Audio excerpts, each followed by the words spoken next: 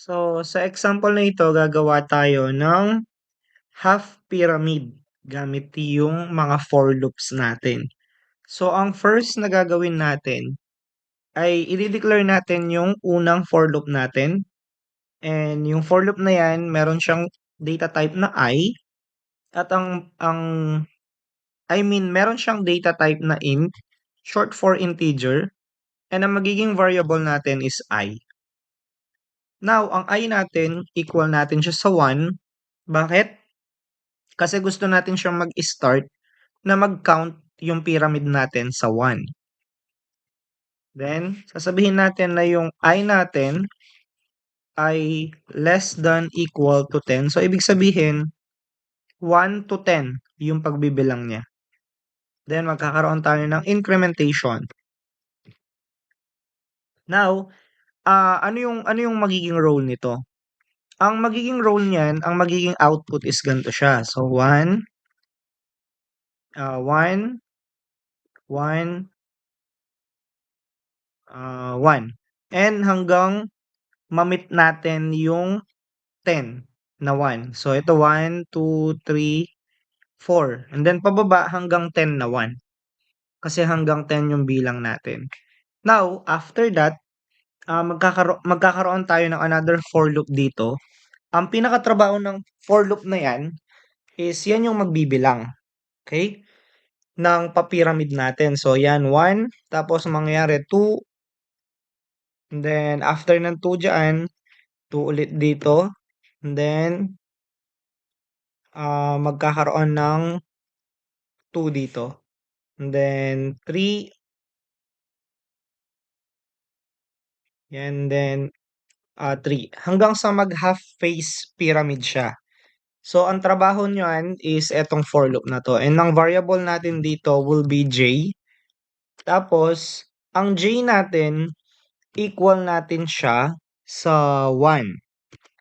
Then, after nun, ang j natin is less than equal natin siya sa magiging I natin. Kasi hanggang 10 lang naman yung I. Kaya, sa kanya na natin i-end. Then, j plus plus. Then, after nun, ang gagawin natin, magkakaroon tayo ng cout dito. So, sa cout natin dito, magkakaroon tayo ng j, yung variable natin. Tapos, magkakaroon lang tayo ng spacing natin dito. And then, semicolon. So, yan yung ipiprint natin yung mga number following with spaces para hindi sila dikit-dikit. Kagaya nito, may spacing sila. Okay? Then, syempre, gagamit tayo ng cout and L dito para magkaroon ng spacing or magkaroon tayo ng next line sa program na yan. So, ira-run natin siya. So, ayan siya, half face nun. So, ito yung una natin, yung 111 na sinasabi ko. Then, second for loop natin is 1, 2, 3, 4, 5, 6, 7, 8, 9, 10. So, half pyramid yung gagawin natin. So, yan lang yung example. So, try nating alisin to. Run natin. So, yan. Makikita nyo yung difference is straight lang siya. So, para makita natin visibility ng pyramid natin, ibabalik lang natin yung end line para nag-new line siya. Naglalagay siya sa ibaba ng mga numbers. Yan. Okay, so kung aalisin nyo naman ito, yung unang for loop natin,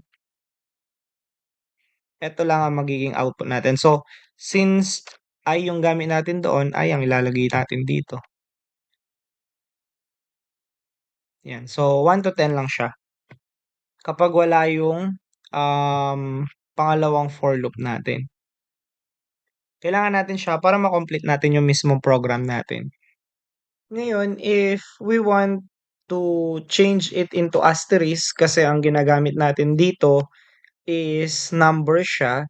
So, kung gusto nating asterisk, ang gagawin natin, erase lang natin to. And then, maglalagay lang kayo ng asterisk dito. Then, after nun, run na natin. Instead of number, magiging asterisk na yung half pyramid natin ngayon.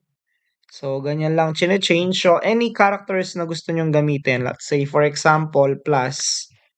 Okay, papalitan mo lang siya ng plus and then run mo siya ulit. Then, ayun, magiging positive or plus na yung mga symbols natin. So, yan yung example natin sa pyramid on how to change yung character sa pyramid natin.